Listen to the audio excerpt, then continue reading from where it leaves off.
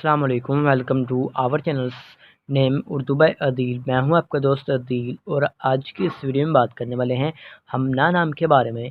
जानते हैं कि इस नाम का मीनिंग क्या होता है और इस नाम वाली लड़कियां कैसी होती हैं।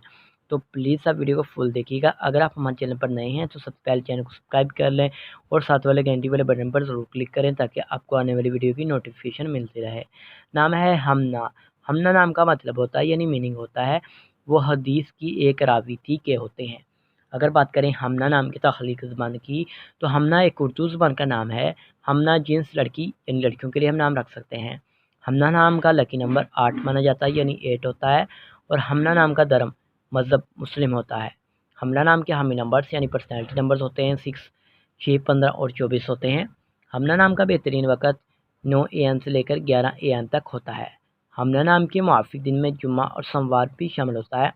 अगर बात करें कि हमना नाम वाली लड़कियां कैसी होती हैं, तो आप बहुत ज़्यादा असास तबीयत की मालिक हैं, ताहम आप अपने माली हालात को बेहतर बनाना चाहती हैं।